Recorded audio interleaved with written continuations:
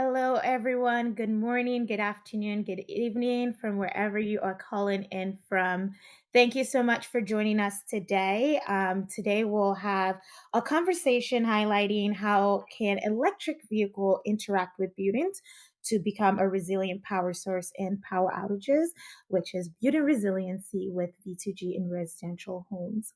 My name is Simbiat Yusuf. I am the Member Relations Manager at Fourth.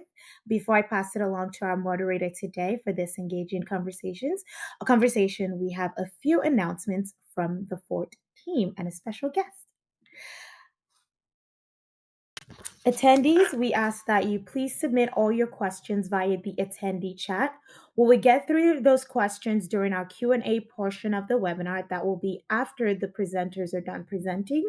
We will also be sharing the webinar slides as well as the recording and some additional resources in the webinar recap. And who are we? We're getting closer to roadmap, so we always have to let you know what we are, who we are, and if anything is changing. Well, we are Fourth, and Fourth is on a mission to electrify transportation by bringing people together to create solutions and reduce pollutions and barriers to access for all. We are doing this in 5 focus areas, which are the access to electric cars, access to charging, events and partnerships such as the Roadmap Conference, policy advocacy, and emerging modes, where we talk about different forms of transportation electrified in the future. We can't do this without the support of our members and sponsors, and we like to take this opportunity to thank them.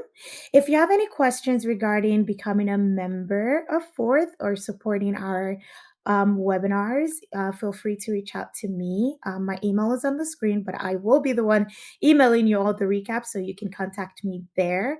Or if you have any questions in general about Fourth, connecting with our team, learning more about what we do, this is a great opportunity to do so. And Roadmap is a great opportunity to meet some of those team members doing the great work at Fourth. And speaking of some of the great work we do at Fourth, we have some positions opening if you would like to become a member of the Fourth team and join us in the work we're doing, or if you know someone that should be a part of the Fourth team, we have 2 positions open currently that we're accepting applications for: the Senior Manager of Business Development as well as the Human Resources Associate. For more information about that, we will add that to the webinar resources. You can also find information about the open positions on our website. And with that, I am going to pass it along to our special guest today, Ashley Duplanty, for some more information about Roadmap. Ashley? Wonderful. Thank you, Simbiat. It's a delight to be here with everyone today. I'm Ashley Duplanty, Senior Manager of Strategic Partnerships and Events here at Fourth. And our team has been putting a lot of work into the annual Roadmap Conference, which is happening next month, June 29th and 30th. And this is the first time Roadmap will be held in person since 2019, which is pretty darn exciting, and the entire Fourth staff are very excited to welcome folks to Portland next month. So I'm here just to give kind of a quick verbal snapshot, if you will, of the event. Roadmap is the leading electric shared and smart mobility conference in the United States. And what makes it so unique and special is that it really brings together all stakeholders in the transportation electrification industry, which means it's a phenomenal place to make new connections as well as hear diverse perspectives from different groups across the industry. We'll have couple days of programming. These will be based around 4 tracks or 4 programming themes, if you will: vehicles, charging, impact, and cutting edge. We'll also have 2 days of an expo as well as receptions each evening. And as our Roadmap Conference veterans know, the conference is really very well known for its networking. And part of that, again, is just the diversity of attendees at a track. So we've got folks representing the automakers, charging firms, government agencies, all the way up from local to federal agencies, as well as nonprofit and community groups, component suppliers, academia represented, engineering and professional service firms, as well as shared mobility groups. So really great place to make connections and have conversations that help move the industry forward. And I would like to encourage folks to come a day early. So being in Portland by June 28th, if not a little bit earlier. Not only is Portland this a fantastic time of year in Portland, but we will be hosting a few side events. So we'll have a couple of fun tours. We'll be taking folks around Portland on e-scooters and e-bikes. We'll have a wine tour out to wine country, as well as a tour to Electric Island. And we're also hosting a workshop for government agencies and their partners centered on how to leverage federal charging investments.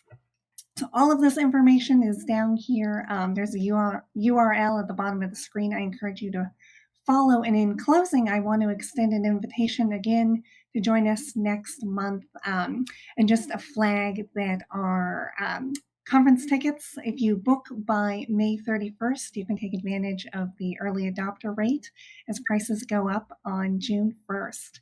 So thank you so much, everyone. Look forward to seeing you in person. Cynthia, back to you. Thank you so much, Ashley. And I hope that's convinced a couple of folks to register immediately. And with that, I'm not going to hold the panel any longer. I am going to pass it to our moderator today so we can start our panel. Hi, everyone. My name is Camron Gorguinpour. I'm a Senior Director for Net Zero Transportation at ENGIE Impact. And so super excited to have the honor of hosting a panel here. Paige Mullen from Nuvve and Baerte de Brey from ELAAD. And so this is truly a global exercise. So Paige is based in London. Baerte is calling in from Germany, and I am based in beautiful Benicia, California. So we're covering a good chunk of the globe. So just a quick note that Baerte is calling in by phone. So we won't be able to see him live, but I promise everyone he's very handsome. So just imagine. Anyhow, so just to get started, I've been looking through the attendee list. It's great that we have such a great turnout for all of these types of sessions. Obviously, we'll give you as much information and knowledge as we can share, but much of what you're going to gain from this is through your questions. So I'd encourage everyone to freely and frequently ask questions throughout, and there'll be dedicated times for Q&A in between and after the presentations. So with that, I'll start with Paige, who's Program Manager at Nuvve Corporation. And we'll talk a little bit about Nuvve later, but just to note that Nuvve is a company that was formed out of some of the very, very initial work on vehicle to grid, led by Dr. Will Kempton out of the University of Delaware. And truly, vehicle to grid did not exist in any meaningful way anyhow prior to Dr. Kempton's great work. And Nuvve Corporation over the years has kind of sprung out of that initial seed. And Baerte works for ELAAD, which is an organization that is largely dedicated to advancing innovation in vehicle grid connectivity, to include vehicle to grid, but really helping to prepare for clean energy transition within the transportation sector. And Baerte is their Chief International Officer. So we will, again, hear much more from them later, but just as a quick icebreaker, Paige, I'd like to start with you. And so I've been working on vehicle to grid for, I'm looking at the date now, like 11 or 12 years. And so it's been something that's been talked about for many years. Obviously, there's some great advancements over the last couple of years. But I guess what I'd like your input on, just to kick things off, is why now? Why is vehicle to grid something that we should be focused on and talking about today? Perfect. Thanks, Cameron. Hi, everyone. Excited to be here. I think right now it's an important time to be talking about vehicle to grid because it's really something that is going to help lower the total cost of ownership while supporting the transition to electric vehicles, electrification of transportation, and renewable energy. So it's really kind of bridging the gap for all of those and allowing for more renewable energy to come onto the grid while supporting the grid infrastructure that's needed in order to support that electrification. So I think right now is exactly the right time to be looking at what regulations need to change as hardware becomes more readily available and more vehicles are on the market. Okay, great. Thanks, Paige. Baerte, same question to you. Why is now like the ideal time for us to even be talking about this type of capability? Well, 10 years ago, it also was the ideal time. First, we saw a trend in the Netherlands, in Europe, for reaching climate goals. So go away with fossil fuels. The past 2-3 years, we had a huge issue with local air quality. So NOx, small particle pollutions, people getting sick, lung diseases. And since the past 3 months, unfortunately, the Russia crisis in Europe, energy prices soar, and we to become independent on not only polluting gas and oil, but also evil gas and oil. So this is a bright opportunity for driving electric and making the cars a part of your energy system to buffer clean energy. But more on that later in my presentation. Great. All right. Well, thanks so much. I appreciate it. So I'm going to share some slides of my own before I pass it off first to Paige and then to Baerte. So more to follow. Let's see. And again, just a quick reminder, please submit any questions. I see them kind of popping up here. These will be kind of collated and we'll address the questions a little bit later. So again, just real quick, I'm Camron Gorguinpour. A lot of what I do is focused on North America, helping fleets transition to electric vehicles. And this question of what can you use electric vehicles for beyond mobility has been one that I've been exploring personally, as I mentioned, for more than a decade. So without digging in too much, because I want to get to the speakers, just to note, this picture here on this slide is from Los Angeles Air Force Base, which was the first U.S. federal facility to replace its entire fleet with electric vehicles. And it was also the location of the first successful vehicle-to-grid project in the state of California. And so you see the Nissan Leaf there. I thought that there was a question there. Short answer to that question is that the CHAdeMO connector has V2G capability built into it, or bidirectional power flow capability. And so most CHAdeMO charging stations, in one way or another, should have the capability for V2G. But just to note, this project here, we launched it 10 years ago. It went live, I think, in about 2015, 2016, something like that. And so vehicle to grid has been around for a long time. And again, the work that Dr. Kempton did was years prior to that as well. So proud of the work that we did with the U.S. Defense Department, but it certainly was not the first of its kind. So I'm contractually obligated to promote my company. For those of you who haven't heard of ENGIE, you're probably based in North America. ENGIE is a big multinational energy conglomerate based in France. We're one of the public utilities of France. And so you can see the stats here. But one of the things that makes ENGIE interesting as a company is that we're a utility that is heavily invested in decarbonization across sectors. And so we have a rather significant footprint within the clean transportation space. And I work for ENGIE Impact, which is the part of ENGIE that is more consultative in nature, where we help our clients understand how to support the clean energy transition most effectively. And just to give some quick examples, ENGIE has a pretty deep background on V2X. And again, this is just a very small sample of the many, many things that ENGIE has done in this space. But through our team, we supported Rosemont Unified School District over the past year and a half in doing a number of analyses on electric school buses. And then part of that, we modeled out what a V2G system would look like for a fleet of school buses. That report is publicly available, posted online on our website. In Europe, ENGIE Laboralac, which is our research laboratory, has a team called the Green Mobility Lab. They've developed a product called SMATCH, which is a V2X software optimization tool. And we've also been involved in real-world deployments of V2G systems. So just quick example here is In Porto Santo, there was the Smart Fossil-Free Island, which is a notable V2G project led by Mobility House with EVBox and Renault. So we've been doing this for a while as a company. And what do we actually talk about when we're talking about vehicle decks? Now, this session's focused on homes, but in general, we're talking about connectivity of electric vehicles with different things. And in this context, we're really talking about connectivity in an energy standpoint. There are other, information system types of connectivity that can also be deployed. But we talk about vehicle to grid supporting the broader electrical grid, vehicle to vehicle in some cases, powering other vehicles with your own, and vehicle to home or vehicle to building.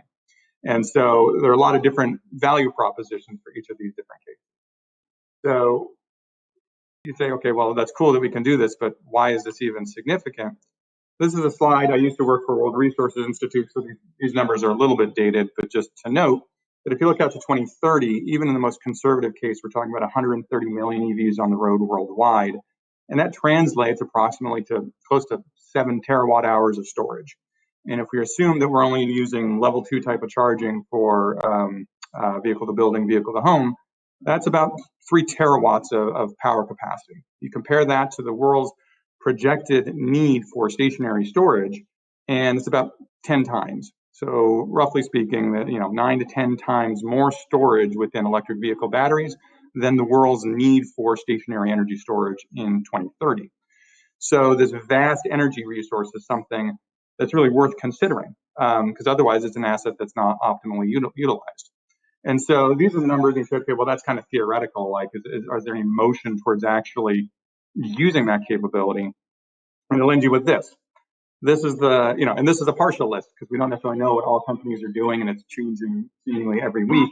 But virtually every major automaker in the West, at least, and some in China, are deploying V2G capabilities. So, just to pick the most recent one that I saw, General Motors and Ford are now working with Pacific Gas and Electric to do a vehicle-to-home demonstration project in the next couple of years using the electric Silverado and the F-150 Lightning. I also just recently saw the Porsche, of all companies, is doing VF to grid with their electric vehicle offering. So if you needed another reason to buy a Porsche, there you go. So with that, I'm gonna pass this over to Paige.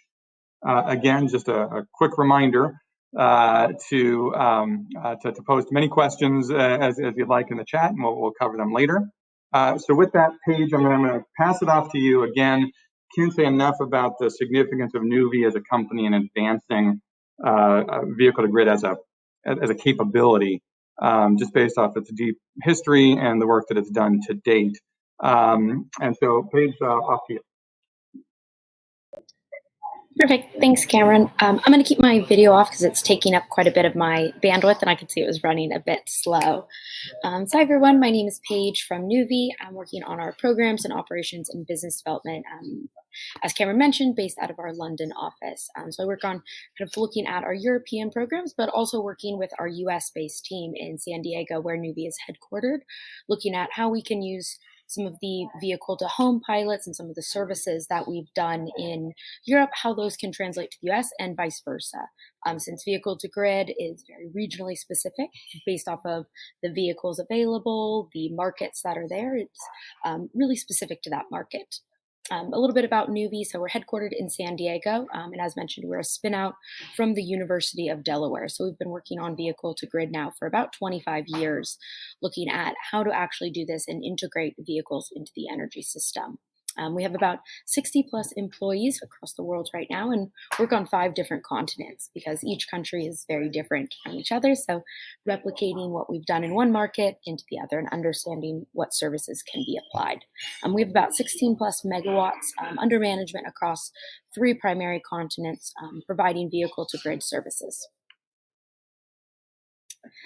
Before this, it's really just a few kind of facts and figures about Nuvve and really looking at the different types of vehicles that we've managed. So from electric school buses that we do in the US, that's helped with 350 plus installations across this, to unidirectional participation of around 10,000 vehicles in the Netherlands by V2G unidirectional charging. And we have now about 5.5 years of commercial V2G operations in Denmark, so where we participate and bid every day into the energy markets in that country. So in general, kind of Nuvve's vehicle to grid algorithm and software creates a virtual power plant of EV batteries by sending a charge or discharge signal based off of a variety of different energy markets or factors, such as power generation. So what are the global markets doing? What's happening on the transmission system? Are we balancing out and matching with solar optimization, frequency regulation? We'll look at local constraints, so local flexibility services. And finally, what we're here looking at is kind of the end consumer, the behind the meter services, and how can that help increase resilience or energy savings for the customer. And across looking at this, we'll take, depending on the market and the offer, each of these different channels, aggregate those together, stack these services, and create a virtual power plant from these vehicles. So it will take into account a variety of different elements in order to make the best possible business case to lower the total cost of electrification for the end customer. And with the vehicle to grid, we're kind of still seeming like it's a new technology. It's mentioned it's been looked at for over 25 years that we've been looking at the R&D technology around this, and now moving into full commercialization with electric school buses to the Nissan Leafs, Nissan ENV200s, and a lot of new cars that are starting to come out onto this market. Some of these will be done with fleets, others working with residential customers that we have across the world. And so some of them are based in London, in Oxford in the UK, which you can see on the photo up there in the top left. And I know one of the questions was what chargers. So one of these, this is the wall box charger that we've got in a residential setting. And then these are real customers. These aren't just fun pilots that we play around with and we test, but they're real customers. They need their vehicle to go to work. They need it to run kids to school. And so it's incredibly important that we make sure that the number one use is that for the customer to drive their vehicle when they need. And so this creates value by looking at revenues, but also savings, and how do we stack those together? So in the kind of vehicle to building, vehicle to load, vehicle to home side, you're looking primarily just at the savings side. And so saving on your energy bill, optimizing your solar on your site. And then the other side is looking at the revenues and how can you stack both of those. And again, depending on the regulations in that market, one or both of these might be available to you. So that's what you'll look at in order to create that business case. When we look at the revenue potential and the opportunities for these, it's this revenue stack that we mentioned. And it's very important to be looking at all of these in the different use cases. This kind of shows an order of magnitude on the types of values that can be achieved. And so really when we're looking at here, we're going to look at kind of the vehicle to building, vehicle to home on this, and building in that resilience. And so from these commercial deployments, might be participating in grid services, but really looking at the variety of different stacks that we can do. So most of our customers currently are fleets based off of the grid services that are available, since some of these sites don't actually have the ability or the need for islanding mode. One of the main ones is the regional availability of these. So looking at these hubs and concepts in order to stabilize the grid, or be in the form of energy storage for power shutoffs. This is something, especially in California, that we're seeing is incredibly important. And as mentioned earlier, the pilots with PG&E are starting to come out and look at how can we operate these in an off-grid manner. One of the barriers right now is still regulation, and that as this starts to change and we have more hardware available, this is something that's going to really pick up, and I think we'll start to see a lot more of this, particularly the availability of this in the US, which right now, due to regulation, has been more challenging to implement. But in the end, it always needs to be simple. So whether it's for emergency backup or grid resilience, the customer always needs to have control. That the most important thing when a consumer purchases a vehicle is to be able to drive when they need. So making sure that they always have control to override anything, to charge up right away, or be able to conserve that and put that into their home if that's what they need. So Nuvve is partnering with Swell Energy in the US to start to launch these services. So really looking at how we can store excess renewable energy to operate this in an islanding mode. So this is one, Swell's a leader in this space. And so looking at how we can stack these two services.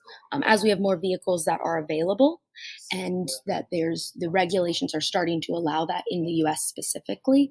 This is something that we're really excited about, the potential for this, both for customers, because we're seeing a huge amount of demand and interest, but also that now we're starting to have the capabilities from a technical standpoint, from a hardware, from a vehicle OEM manufacturing standpoint, that this is definitely something we're going to see a lot more of and be able to provide this value to customers that, especially when we need to protect our grids and protect public safety with power shutoffs, we'll be able to use vehicles in order to power our homes. Thank you. Great, thanks, Paige. And again, keep these questions coming. I'm kind of seeing the flow of questions coming in. It's great, and the conversation's awesome. So looking forward to addressing these questions with the speakers just after Baerte has concluded his slides. So Baerte, are you there? Can you hear us? Yeah, I can hear you, but I'm on the phone. So Simbiat, do you have my slides ready? Yes, I'm sorry, Cynthia, go ahead. Okay, perfect. Then I'll start right away. Well, my name is Baerte de Brey. I work at ELAAD. ELAAD is a Dutch company, a collaboration of grid operators. In the Netherlands, grid operators are publicly owned, so we're not commercial. And this gives a little bit of different, not business viewpoint from the energy transition. First slide here is scale, a pre-announcement. Last month, the European Commission granted a huge project we call SCALE, Smart Charging Alignment Europe, and we'll tell something on the fourth conference next month. It's aligning different smart charging techniques and vehicle to grid in multiple countries. So this presentation focuses a little bit on my country, the Netherlands, but next month I'll tell something about a huge European project with France and Germany and Sweden and of course the Netherlands and Norway on upscaling bidirectional charging. And in the Netherlands, next slide please. We try to solve the chicken and egg problem a bit different than just buying a lot of cars and see if the chargers will come. This is a slide of last year. Big penetration of electrical vehicles in the Netherlands. Last year, up to 300,000 electrical vehicles. Today, I think it's 425. So a yearly increase of roughly 25-30% of new sold vehicles. And in 2030, my country wants to ban combustion engines. So we need a lot of chargers also. And it's a political decision. Next slide, please, Simia. That with every car, there should be 4 to 5, for every 4 to 5 electric vehicles, there should be one public charger. The Netherlands is densely populated. Roughly 70%, so 70% of Dutch households don't have their own driveway, so they are dependent on public charging. And with this number, there's a big sharing culture in the Netherlands. So neighborhoods have a WhatsApp group. If you're fully charged, you ship your car for the neighbor, or you don't charge at home, but you charge at the office. So at the moment, we have also numbers of 2021, but nowadays we have roughly 90,000 public chargers installed. Those are the blue charging stations. and just under 3,000 fast chargers along the highways. So solving the chicken and egg problem became a horse and carriage issue. We try to heavily invest in charging infrastructure, and then the cars will follow. And we invest in the charging infrastructure because of, next slide please, we have a vision that it's not only about electrifying e-mobility, but the electrical vehicle should be apart from the energy system. My company exists since 2009, and our share gift for the world is charging protocol OCPP. We're the founder of that one. But it's not just the gift. We need this to coordinate the charging together with, for example, as you see in the picture, rooftop solar and the generation of it. At the moment, 24% of Dutch households have solar installed in its roof, and in summer this gives a huge supply peak, which is good because it's clean energy, but our grids have to cope with it. And this is growing 50% per year of new installed rooftop solar. And since the past month, we want to become independent of Russian gas. We need the gas for heating our houses. And if we shift big time to heat pumps, we get a demand peak in winter. We also need to reinforce our grid. And this is where the electric vehicle comes in. If you buffer the energy in its battery and you don't drive 200, 300, 400 kilometers per day, so you have normally 50% of your battery underused, you can use that energy for either discharging for the heat pumps in the winter, or you charge during the day when you can help the grid with solving the solar peak. Next slide, please. So this saves a lot of grid investments, and in the end, grid investments are paid by the end consumer. So in the Netherlands, that's me, but in America, it's you. So if we solve this issue of solar peaks and winter heating smartly, well, your energy bill stays the same, or hopefully becomes even lower. And of course, we have to dig up all the cables, so that's also annoying for inner city traffic. Mayors don't like open streets, neither in my country or yours, I expect. Next slide, please. So this is the vision. Install a lot of chargers with open standards, so we can use them not only for helping clean mobility, but also helping with the energy transition of solving the peaks. Next slide, please. This is how that looks. So sometimes you charge at night when there's a lot of capacity on the grid, or you charge during the day to solve the solar peak, or you discharge to help heating houses in winter. Next slide, please. Just to check, Symbiot, and now you see a slide with a lot of dots on it. 5 scenarios we calculated for the city of Utrecht, and the left scenario is a reference scenario. This is the investments we have to do with no electric mobility, solely heat pumps and rooftop solar in the city of Utrecht. And it says that we, as a grid operator, we have to invest in 25 distribution transformers, which is a big investment for such a city.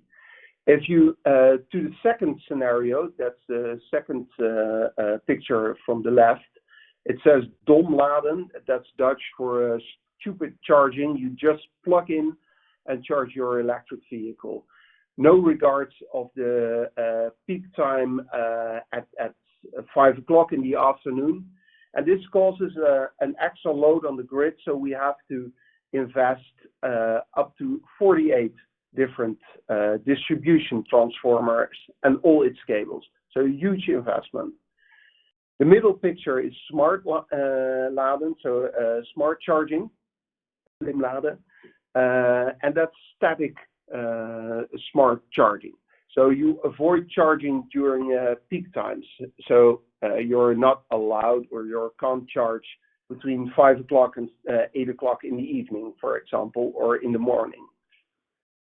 Then you have super slim laden, super smart charging, which is an investment as with the base scenario all on the left.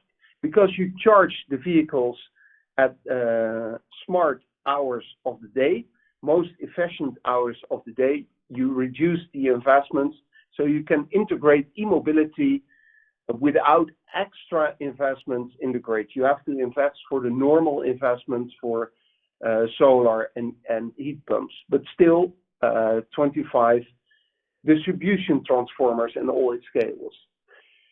And then the Holy Grail comes in. So this is an actual scenario for the city of Utrecht. If you add smart charging, dynamic smart charging, together with bidirectional charging, you almost have no grid investments because the car helps with the grid. So this is the reason why we grid operators in the Netherlands heavily innovate on bidirectional charging.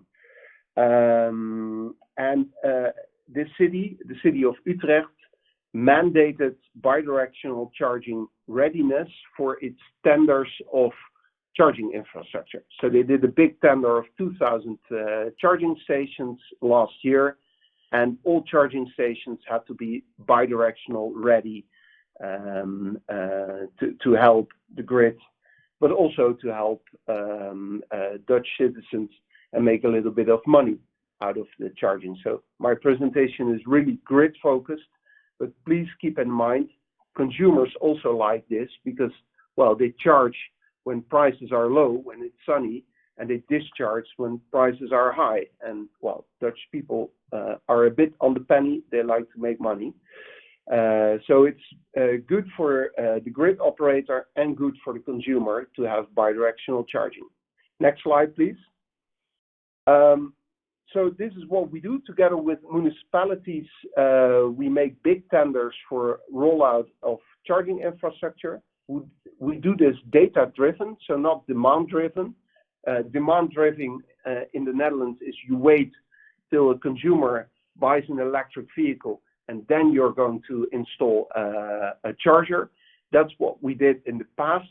But labor costs of installing one charger at a time and then the engineer drives to a different location, that is increasing the business case. So what we do nowadays is take a neighborhood, do some calculations. When do we expect that people will go driving electric vehicles there, and then do a neighborhood of chargers instead of one of a kind. Next slide, please. And this is a success. So new car manufacturers or traditional car manufacturers with innovative cars come to our cities. This is an example of Hyundai. They launched the bidirectional Ioniq 5 last month in Utrecht. So it's not only this is not only a PowerPoint presentation, but it's really happening at the moment in Utrecht. So the first batch of 25 bidirectional Hyundais are driving around in Utrecht, and we expect to have another 100 around Christmas. They have to be sent in from Korea. But this is just Hyundai. Next slide, please. What we need, and we like to drive different car brands. So we're not only driving Hyundais. We like American cars, Tesla, French cars, Renault, German cars. And this is an example, of course, of combustion engines. But you see the differences. cheap car, the Volkswagen Beetle, a nice car, I like it, the convertible Mercedes, but you also see that there is a little bit of standardization. And in our opinion, there should be competition on the models, on prices, on luxurious or services or branding, but not on the way you safely charge or discharge your vehicle. So that's what Elaad is doing. We're trying to help car manufacturers, but also charge point manufacturers with standardization. For example, via our protocol OSPP with a new version for vehicle to grid. Next slide, please.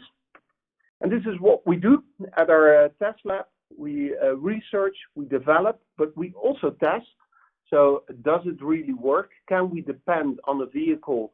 Because it's such an important part of our future energy infrastructure. And I've been talking a lot about cars, but our new test lab is also ready for trucks and buses. We haven't seen those Californian school buses yet, but maybe in future. So that's about my presentation for the last slide. So roll out on a smart way. Keep the future in mind. The charging infrastructure you install today is also the charging infrastructure you use in 10 years. So be bidirectional ready with the infrastructure now. Make it interoperable. So different cars on different chargers create an open market. And well, it's happening, but a little bit. 25 Ionics at the moment in the Netherlands, commercial Ionics, but many more car manufacturers will follow. And that's what we're going to work on here with different countries, different manufacturers. Thank you very much. This was my presentation. Thank you, Baerte. Okay, so I've seen, by the way, thanks. It was great information. And let me just point out that vehicle to grid as a capability originated here in the States, but over the past few years, it's really been taking off and a lot of great deployments. In fact, the biggest deployments in the world are in Europe, and Netherlands has been a real leader in advancing this capability. So excellent to have the international perspective here. So I see a lot of different questions coming in. I see a lot of chatter back and forth. I do like it when the attendees are answering questions about other attendees, so it helps me narrow down which questions to ask the panelists. But let's just start with one that's come up a couple times in the conversation. There's a lot of questions about the technology and the capabilities.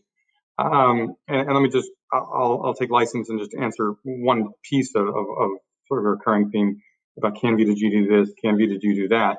The fact is that these vehicles have batteries, and batteries are known. You send it a signal, it'll charge. You send it another signal, it'll discharge. And so there's a lot of hype around the fact that it's in a vehicle, but fundamentally it's just a battery, and it rolls from one place to another, and it can be used for a lot of different things. And so, so the technologies to do this certainly exist, although the standards, of course, are so what I'd like to start with for Paige and Baerte, and then Paige, I'll go to you first.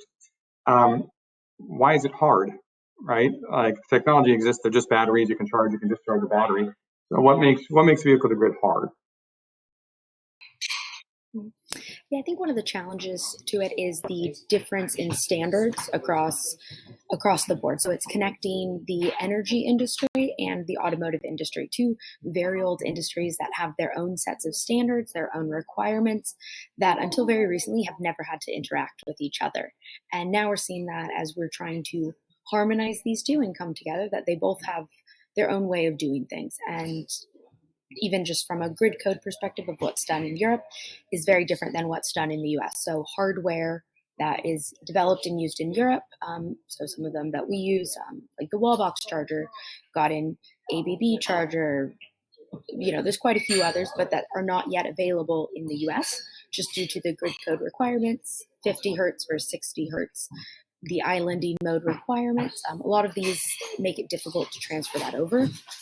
Same with the services.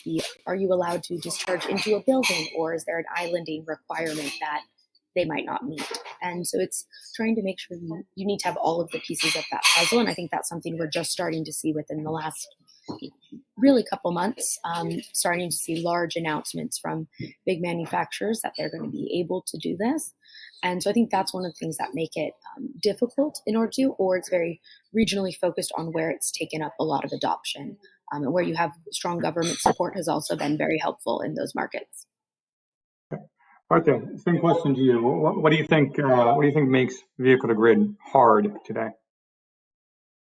Yeah, Paige mentioned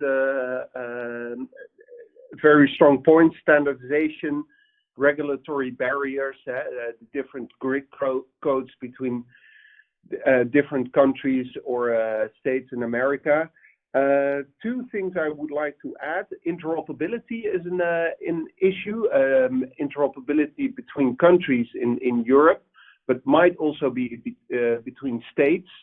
And not that you would drive with your bidirectional vehicle from San Francisco to Portland and then start discharging because your battery is empty. But keep in mind that that vehicle might be sold one day or another. And if it has the standards implemented for one state or one country, and it is sold to a different state or country in Europe or in America, you have to solve that interoperability issue. That is the thing. But the most important thing for us, if the car becomes a part of the energy system, you also should check your specs on cybersecurity. If you're putting a load of 10 kilowatts charging or discharging on the grid, that's okay. But having a lot of customers and you're back, I hope it won't happen for you, Paige, or whoever is a charge point operator, but with 10,000, 100,000 electric vehicles, you create a load of 1 gigawatt on the grid. And in any city, whether in America or Europe, you'll blow out the grid in a region or a state. And there are malicious hackers active. Countries, you can imagine a few, but also criminals who like to do stuff with ransomware. So cybersecurity is a big issue also for bidirectional charging. Okay, great. And so it's been touched on a couple times in the questions and here in your responses that policy and regulation seems to be one of like the key barriers. And I think that's, I know standards are a little bit different, but it's similar, right? The standardization of communications capabilities and protocols. I wonder, Baerte, can you maybe speak to what you're seeing in Europe around some, efforts that are being made around interoperability, and what are the types of regulations that help? What are the type of regulations that you think inhibit the ability to deploy this type of capability?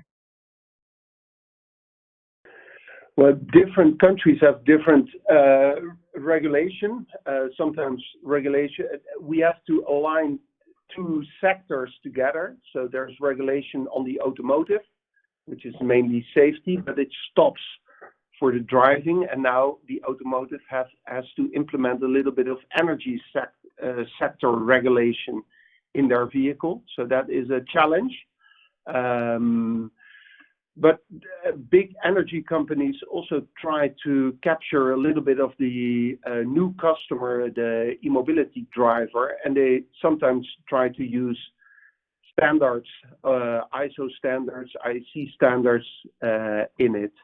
And of course, we want to create an open market, but also an open market open for new companies, well, such as Nuvve or other small startups, and they have to compete with very large traditional companies. And large traditional companies have big lobby organizations, and they try to, monopolize sometimes the market a bit with regulation in their benefit. So that is a thing. And secondly, in any country, regulation always is slower than innovation. So that's a thing we must keep in mind as well. I'm just going to interject real quick. I'll turn it to you to answer as well, Paige, but just a little bit of historical reference. So I was doing that work for the U.S. military to get that Los Angeles Air Force Base project off the ground. No kidding. Like we needed a regulatory filing to the Public Utilities Commission. We need California ISO involved. I had, I think for about 3 or 4 years, a standing weekly meeting with Southern California Edison, which was a local utility, just to do like a pilot project. It was not a joke, just to do, a pilot project with 40 something vehicles. So very, very challenging, and certainly those processes need to be streamlined to get this to mass scale. Paige, any insights from you? No, I think that's spot on. I think that's really the one, as Lee mentioned, it'll take years sometimes to connect, and that although the technology might be there, the regulation and for the utilities to have that nice, box they can check can take a very long time to do. And I think that's kind of where we're at right now in this, and trying to get it into a process where it is quick, it is seamless to go. And I think seeing that really starting up in the US right now. And so that's where I think, just in the last couple months, weeks even, we've seen so many announcements on vehicle to home, on large electric utilities that are really coming to the party now for vehicle to grid, and looking at how they can connect these instead of having to have this take 3 to 4 years, because it's never going to take off if that's the way it's going to go. So I'm going to ask sort of 2 questions in tandem. They're relatively related, but you don't have to answer them in relation to each other if you don't like. So the first is a really, really common type of question when people start to think about the capability and they get over that the technology exists, understand there needs to be some regulatory action to enable, but you get pretty quick into business models, right? So this is a person's asset. And assuming we're not in a fleet, even in a fleet, it's with the company, the fleet operator's asset, but an individual owns a car, and this battery is being used for some purpose. And so the provision of backup power to home is clear value to the customer, but what's the business model here, right? Because you have the automaker, you have the customer, you have the utility, you have perhaps some energy management entity in the middle, there's a software provider. These can be completely different entities. And so how do we ensure that there's clear value to the customer, the owner of the asset? And what are some of the business models that you guys have seen out there to really sort of capture the value in a way that drives public benefit? And Paige, I'll go to you first, and then we'll go somewhere. Yeah, so I think that's where the difference in just looking at the vehicle to home business model and the vehicle to grid, full grid integration have different business models that are tied to them. I think as well as understanding what the hardware cost is going to be. So what is the cost to enable that in your home? What does it cost to connect to the grid? What does it cost for that hardware? And how much are you going to save in operating in an island mode, whether that's backup power or for your time of use rate? And so I think those are ones we're still starting to look at and how that would play out. And again, it's kind of come down to different utilities that you'll be working with will have different fee structures on that. And is that a subscription you pay that then enables you to have that? Is that a flat upfront payment, or just when it's called upon? So I think those are ones that we're still just in general in the kind of grid resilient side of this vehicle to grid and the off power starting to look at, but it's more clear when you're looking at reoccurring revenues and lowering your monthly energy bills, for example. Baerte, what are you seeing?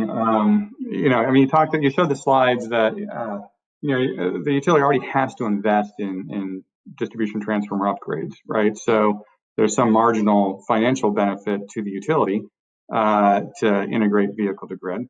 And then on top of that, there's a global security perspective they added in there. So how's that all valued into a business model that translates to an individual being able to buy a vehicle, use this capability, and then recoup some benefit?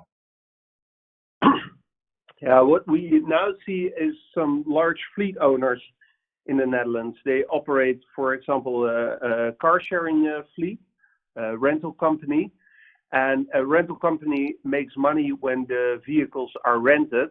And at night, when the cars are parked, they're cost drivers. So they pay insurance, depreciation, and they don't make money out of the cars.